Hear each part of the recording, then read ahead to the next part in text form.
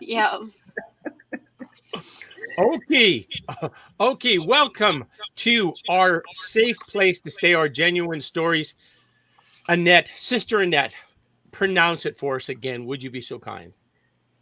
Aakitaapitsinikotsio'pa. So, that last is like op. Is that how you pronounce the last of the op at the end? Yep. Okay. Oh, Opa. Okay. Well, okay. Thanks for joining me. This is awesome. Just before we went live, TJ was explaining about her new abode that she's got happening there. Did you want to tell us more about that, TJ?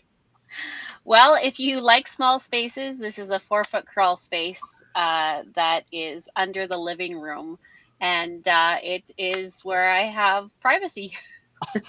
I love the lights. It looks very festive. So, yeah. There you go. So, did either of you ladies go to the powwow a couple weeks ago here? Did not. no. Okay, all right. Well, I went for a little bit on Saturday and saw the whole grand entry and such. It was really good. And our mayor of Lethbridge, Blaine Higgin is his name. He got a Blackfoot name as well.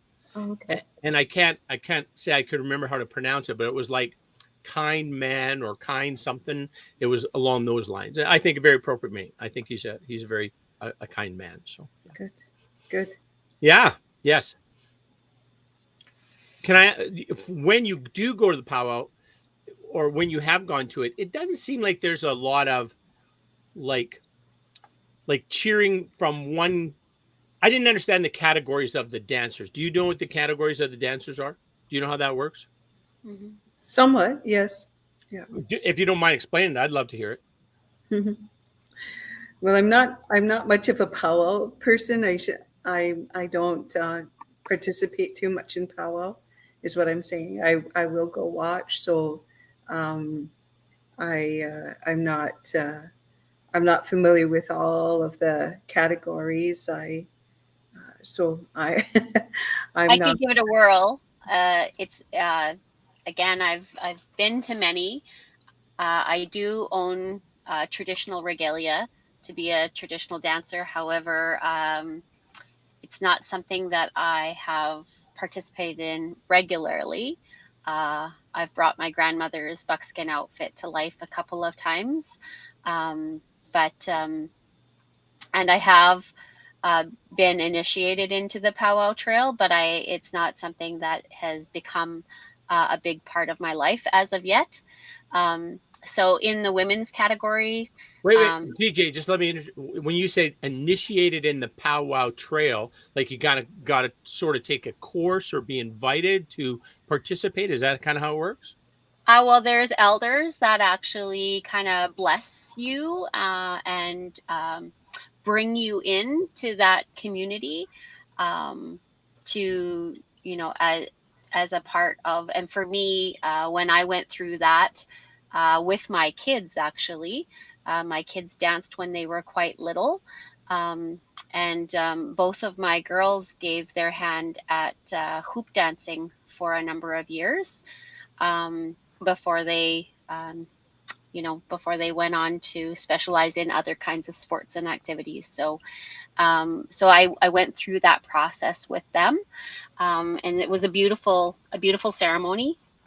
And so I had never known about that, or until such time that I learned about it and that I got to be a part of that. So See, that's um, something you don't like. You know where it's something different from an indigenous lens where you have to kind of be invited in, blessed in, brought in, right?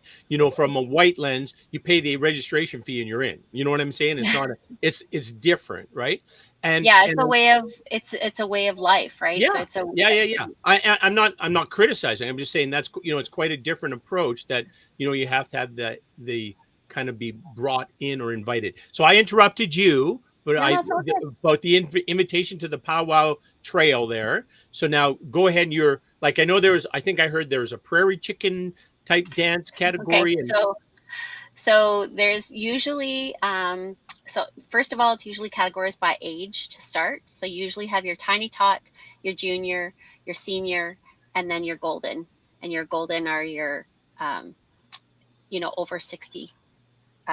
golden years. So you have age category to start, and then of course you have the men's and the women's specialty dances. So both men and women have a traditional dance, and then in the other girls' dances are jingle, old style jingle, fancy, or sometimes called shawl, depending on where you are in the world, whether they call it fancy or shawl.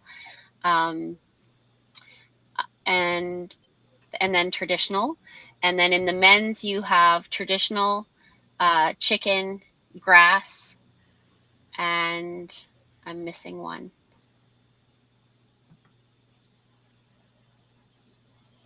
I'm missing one. I forget it off the top of my head. But and then you have specialty dances as well. So you might see, I've seen like mother-daughter specials. I've seen like senior couple specials. And then of course your specialty dances like the hoop dance is a specialty dance as well.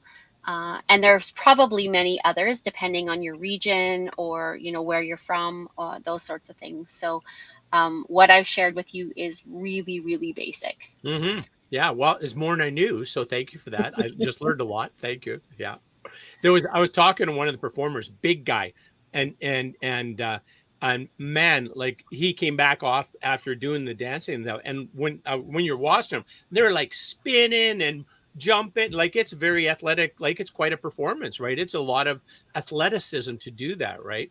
So anyways, I was commenting because he comes back and he's just like dripping sweat, right?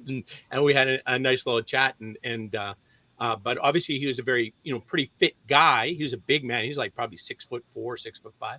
And so he was a big man, but he really moved well and was obviously very in good shape to be able to do that dancing. So, yeah. You do have to be in good athletic shape to be a dancer. Yeah. I danced a little bit as a little girl as a fancy shawl dancer. And then it wasn't until I was an adult where I'd actually gone back and learned some of the intricacies of some of the steps. And again, there's no way I would be a competition dancer at any point because it does definitely take a lot of endurance for sure. And I guess really, where do you to do it? You have to kind of go on the tour, right? Like there's more than one powwow, right? Isn't there? Or, Oh, like, for sure. yeah. So you really have to go on the tour of the powwows to get enough kind of opportunity to kind of hone the craft, I guess. Is that would that be right? Yeah. You definitely need practice. And Yeah. so, over the years, a number of students that I have taught who have been on the powwow trail, that they would talk about how they picked up this step from a powwow in like Reno, Nevada, and they picked up this step from someone in Saddle Lake. Yeah. And so again, it's picking up all these beautiful uniquenesses and then creating your own style out of that, right? So Yes. because and again, I'm more, lots of these powwows now in contemporary form are competitive, right? Right. But if you go to a traditional powwow, it's not about competition. It's really about the social gathering of folks coming together. But so much of it now is, contemporarized into, that competitive stream. And it's competitive for both the dancers and the drum groups. Like Yes. those drum groups that you saw sitting around the arbor, Yeah. they are also there competing. Yes. So is it is it for the love of the craft and the connection to culture, that's their primary motivation, the performers to be part of it, or is it also something like that it's an income producing type activity? Is there any, do you make money if you're a performer doing dancing and singing? You can. I don't know how lucrative it is. Yeah. Because your expenses probably outweigh what you earn. Yes. from being there. And so, for example, I have a student of mine who just graduated from high school and has moved from being that high school student into the adult category, and he's a traditional dancer. And I about fell off my rocker when I found out how much the mom had invested in the beadwork for Oh, his yeah, regalia. yeah, yeah. Yeah. Like, I can't say that, I would ever have $20,000 sitting around to Yeah. invest that kind of, but again, that is, that comes from a place of love, that comes from a place of passion, that comes from a real commitment to that way of being. Yeah. And the intricacies of the regalia, the work on them is amazing, eh? And then you Mhm. probably whip off a couple of those every week or so. You make up an outfit or something. No. Do you create things like indigenous type crafts of that nature? No. No, I tried, but my eyes were already too old at that point. I did some beadwork when I first became a teacher, and that was 20 years ago. Okay. And that just wasn't my cup of tea at all. So no. Yeah. Yeah. It takes an awful lot of patience. And I honestly, for me, it's more than a craft. I really believe that those folks that are like the beaters that do it for a living, they are extremely creative, extremely talented, and it's definitely a skill. And it has to come from a love of passion, because Yeah. I barely had the patience to bead this little tiny geometric shape when I first learned. And it's like, okay, been there, done that. Don't want to do that.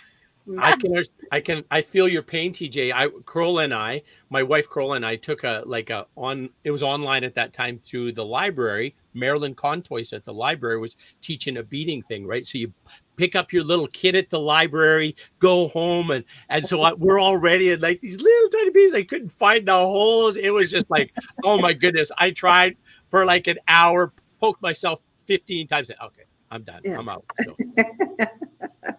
I'll go read a book. Yeah. Exactly. That's right. But great questions tonight, Alan, because, again, lots of people don't know much about that. And No. a lot of people don't realize that, again, in its contemporary form, that it's really an open invitation. It's a way for people to come together, to socialize, and see the culture come alive in a way that, is so beautifully crafted. Oh, the colors and the rhythms and oh my goodness, right? It's like it's almost overwhelming, right? There's so much of a hit on your senses, right? Like, I mean, yeah, it's pretty incredible. Yeah. And for me, anytime I go to the powwow, it just amazes me. I love to see the little ones in strollers Oh and yeah. how they are sleeping through it all. Yeah. Yeah, exactly. There is something magical about the drum. There is Yes. something magical about the drum that we um, spontaneously and instantaneously connect to. Yes. Yeah, not like when you say we, you might be referring to yourself as Blackfoot, but we as in everybody, right? Like I think everybody, no matter what your heritage, a drum speaks to you, right? I think that's the way it appears to me, anyway. So Yeah. yeah, I think it's a common part of our shared history is drums, right? Drums and voice and dancing. Yeah. Yeah. But I mean, if you think of a baby, Yes. that's what they hear is the heartbeat of their mothers. So of our mothers. And so when we Yes. come out and we hear the drum, it just is akin to hearing our mother's heartbeat. Yeah. And there are certain beats that just, make you want to. I prefer round dance powwows myself because you don't need to put on the regalia. Everyone gets up to dance. There's no competition necessarily. Yeah. Right. And the round dance is where they're just kind of like doing the stepping and the yeah. I was doing it in place at the powwow. So yeah, I didn't go down to the floor, of course. I would have got attacked or something. Do that for I doubt it, but okay. So a round dance, Alan, just so you know, is one where you actually hold hands. Oh, Uh, okay. and so what you are talking about, uh, where everybody comes to dance on the floor, Intertribal. intertribal. There you go. That's the word I'm Oh, looking for. that's So what I'm that, talking about. Okay. yeah. So intertribal is where anyone and everyone is welcome. You don't have to be a specific category, or you don't even have to be in regalia to step onto the floor to be a part of that intertribal. But a round dance is different. A round dance is, again, in its contemporary form, has really moved to being a social gathering, but in its day was really meant as a part of ceremony, and there's lots of teachings around the round dance, but it's one where you actually hold hands, and there are many, many songs out there, but the beat is the same. Oh, okay. Yeah. Yeah. Interesting. Interesting. Mhm. So do you ladies know Trina Tallow? Yeah. Yeah, I Annette do. does? Yeah, I I I know know. the name, but it well, rings a bell for me for sure. Trina and I are on the CWS committee together. And so I've known her from there. But then recently I found out she's like the vice chair of the Truth and Reconciliation Initiative here in our community, right? I didn't know that. So when I just chatted with her today, and there's a whole like allyship package that's the community has. I've never seen it. So, anyways, I'm going to find out about it tomorrow because I obviously I haven't been paying attention. So tomorrow I'm going to learn some more from Trina and colleagues at the. Geez, I don't even know what group I'm joining tomorrow. I'm joining in. I'm not joining a group. I'm joining in a group to learn more about, because I guess they have a whole allyship type package to kind of move things forward as we're the discussions we're having about making connections and moving forward in a positive, respectful, collaborative type manner. So Yeah, anyways, I'm excited about that. I'm going to learn something new. good, good. That's Yeah. awesome. Yeah. Yes. And also And I so, what had, go ahead. I was just going to ask you, Alan. So, in your experience of the powwow in Lethbridge, what would you say was your biggest takeaway? Well, just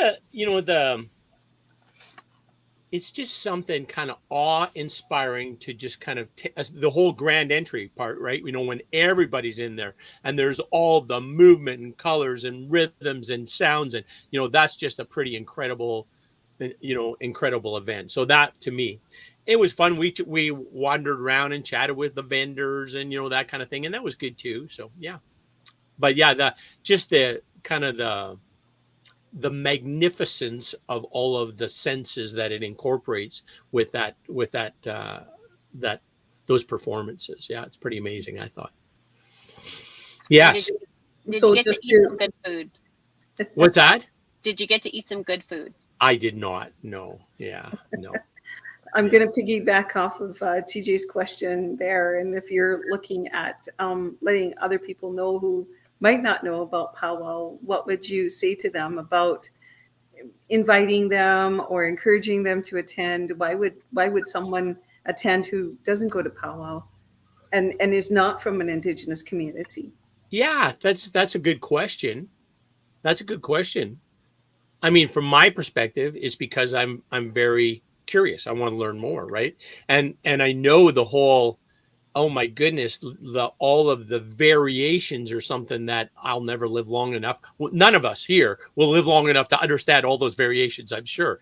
But it's quite a journey in terms of just how, especially how I love how the language is so descriptive and so kind of localized, right? It kind of speaks to the experience there. So I'm not answering your question at all because I don't have a good answer for you, Ned. That was I don't know what that was exactly, but I think it was just the whole, to go with a sense of curiosity and a willingness to learn. I think, and then I think it would be a beautiful event. But you can pretty much say that about everything you went to, with curiosity and a willingness to learn, that it'd be a beautiful event, pretty much, I guess. So, Mm-hmm. yeah. Yeah. Yeah, part of my background was the social powwows. There wasn't really, and we have we still have some of those, but the whole culture around powwows has its own culture, if you will, and that's where I see a lot of the sharing, the intermingling, adopting, because at one, and we were talking to elders on the weekend, or on the weekend, and they were talking about everyone is wearing, like, you could tell a long time ago, not that long, who was Blackfoot or blood by their design, their beadwork or different design, and where the groups were and their design. But now everyone has adopted, so there's no distinct designs any longer. It's, I like that, so I'm going to wear that kind of thing. Right. Or maybe a more contemporary way of, I've transferred this to you, but it's more in that contemporary sense of transfer. Right, and right. You can wear it. I say you can wear it. Drum groups would have their own songs, but now younger drum groups might like someone's song and then they sing that song. And where there used to be a request, and they would, have, or maybe they still do that, because I'm not involved in powwow. Maybe they are still doing that, but there's more of those contemporization of this powwow culture. And it's still fairly new. It's maybe about, I believe in the 1950s was when it was first adopted as such. Previous to that, the way powwows, there might have been some, but not the way that we see it today. So what, 70 years now that it's been part of. And so maybe if it was something from long ago, now it is totally contemporized. The social powwows, it sounds like, are kind of more inward facing, right? They're more about, the indigenous reconnecting with indigenous. Would that be a fair statement, do you think? No, I think they're both. I wouldn't take away the indigeneity of powwow in the contemporary sense. I don't want to take that away. But I think what it is, when we talk about social, there isn't that big money to be made, because you're dancing just for because that you're entertaining the local indigenous people who may not necessarily be powwow people, but I'm here with my family. We came here because we have common interests with the other families who are coming, and we're just having this space to hang out. We're not necessarily that whole tense intensity of competition and whatnot. Right? It's maybe it's kind of like a game of shinny. We're just coming to play hockey because we like to play hockey. There's no versus this, NHL game. Yeah. That's a good analogy. I get that. Yeah. Cool. I think the other thing too is, when I was listening to Annette speak, like, again, I think of my student right now, who's just right now moving into his adult regalia, and just listening to the story of his regalia was pretty cool, because like Annette said, I think, as I understood it, or as I understand it, sometimes, regalia patterns would come in dreams, or would come in, in a vision, or transferred down from ancestry to ancestry. But when I think about my young man, who's now 18, and the regalia that has been beaded for him, what I thought was really cool is that it actually told his story of his Indian name, and his connection to his community. Wow. And so I just, I know that, again, some people take it, really seriously, and follow those kinds of protocols in order to have their regalia. And, and I've seen others, pick up their regalia, at the pawn shop, which again makes me really sad, because I don't think that's where our regalia should ever be housed. Yeah. But that's I think that there's really different approaches. But that's just the contemporariness of it too, is that because it's popular, right? And maybe I want my son to get into powwow, and I can't afford the $20,000, so I'm going to go to the pawn shop and I'll pay $500, right? And someone who's already made it, but again, you don't know the history of it. It's just there. There's not necessarily a history behind it and a reason behind it, and then that transference of that to another individual. But I mean, we don't. If I give you a pair of moccasins, you won't give them back to me. I wouldn't take them back. They're yours now. And there's a reason why I would give them to you. If I were to give you a shawl, even, it's yours now. It's not for me to take it back. So that was kind of our way too. We don't lend, we give. That sounds like a story of Okotok and Napi, that story you're telling there, Annette.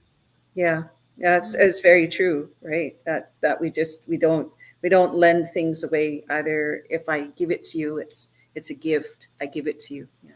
I was watching. I was participating in. I think it's through the University of Calgary, Glenbow. I think it is. Adrian Wolfleg, I believe his name is, elder, and he was talking about fashion and how, so fashion will take, and all of a sudden there's this headdress with 1,000 feathers on it and that kind of thing, and he's comparing it to, okay, this feather, this was earned, like for this feather and this traditional headdress, this was earned for this reason, right? And so there was a ceremony that said, here's this ceremony or this feather that you can have that you can wear, right? You have the authority to wear it because of X, right? And it was, comparing it with like just kind of where it's treated as a novelty, right? Where you just buy as many as you want, kind of a thing. So I thought it was quite interesting, and it's something I would have never thought of, right? Really, but it makes sense. It's a cherished kind of significant item, right? So yeah. Well, I have a stand-up headdress, a woman's stand-up headdress, and I received that in 5 years. Well, almost 5 years now, and no, 5 years. And when I was captured and I was given the headdress, and there's a honor dance that comes with it. The elder was explaining that these stand-up headdresses go to women, that it indicates that you are the matriarch of your family, the whole significance behind being a Blackfoot woman, and Blackfoot women had a very strong presence, but to the men were better dressed, better looking than the women in our historical traditional society, because then when we would put the man first and he would have all of that stature, it just showed what a great man he was. But then therefore it lifted up everyone who was behind the man, right? Mm-hmm. So the same with women, then that man would want his wife to have that as well. Then that would signify his strength and his wealth and his good fortune, if you will. So it was a very strong partnership, and still is today. Like, I mean, you'll see many of the Blackfoot people, and maybe all people, if you will, of the world that have that. So, but my headdress signifies that. For me, I was a principal, my leadership there, and then I wish that upon myself, that I would have that. And so when the elder was explaining that, it was very fitting. My mother, that was the last powwow she attended, so it was really nice to have that moment with her. Yeah, that would have been very significant. Did you use the word captured when you were captured? Is that what you? Okay, tell me more. That kind of sounds like a hostage taken to me, but let's hear more. Well, really, when you get a headdress, a man or woman, a male who has a veteran who has been to battle will be the one that captures that person. And so actually, when I was captured for my headdress, it was my son, who's actually a veteran, who captured me in that ceremony. And so, yeah. So it was. Is this a surprise? Did you know it was coming, or was this like? Oh yeah, I knew, Okay, I knew. But sometimes there are some people who don't know, so it's a real surprise for them. They'll tell you, yeah, you come and sit over here, and this is the ceremony. But there are some people who are just sitting where they are, and all of a sudden they're just captured, and they're like, "What's going on?" And no one tells them. So I think that's the more correct way. But again, that contemporariness of everything right now, of our traditions, right? So yeah. Cool. Well, we talked about powwow and regalia and customs, and we got TJ gave us the lowdown on the dancing at the powwow. All right. So anything else that we want to close with here today? Oh, wait a minute. Wait a minute. We have a comment here. What does this comment say? Oh, VUNRENT. I don't know what that means, but so let carry on. Any other comments that we would like to close with? Maybe just a reminder that we didn't start with our Oki video, and I know for me, I appreciate when we start that way, just honoring space and place as we come into this conversation. I think that is really important, and so just a reminder for next week that that's how we'll start. I thank you for that reminder, and I don't know if you remember this, when we're going through on Jess TV's network, the video, for whatever reason, crashes his network. So we're going to put it at the end. We're going to do it right now. We're going to share it right now. Okay. Because I got it all queued up here. I share it every day anyways. Share screen. Because every day I sing, I share that at the start of it. Okay, here we go. Okay. Oh. Okay. Oki. Oki. Oki. Oki. Oki and welcome. We acknowledge that we're gathered on the lands of the Blackfoot people of the Canadian Plains. We pay respect to the Blackfoot peoples past, present, and future. We recognize the thousands of Indigenous peoples From many diverse nations, call us their home. including members of the Blackfoot Confederacy, of the six gates of the street. Akana, Siksika, Scopi people. as well as other First Nations, Métis, and Inuit peoples. We respect Indigenous peoples' cultural heritage, Beliefs truth and relationship to the land. that stretches back in time. We will not blink at history. We will not blink at history. And we will learn from it. Oki is an invitation. A step forward. In Blackfoot, Oki means hello. Oki means hello. Hello. Okay. Oki. Oki. Oki, and welcome to the lands of the Blackfoot people. Okay. How we doing? That was fabulous. Thank you for remembering. I love that video. And thanks you for reminding me, because that's what we'll do. We'll do it at the end. Then if it crashes Jess's thing, we still have it in for the people on Facebook and for ourselves. Okay, ladies, it's been my pleasure once again to hang out with you. We will see you next Monday. I won't be here. But I'll do that. Okay. All right. All right. Well, get a Matson. Gator Mutson.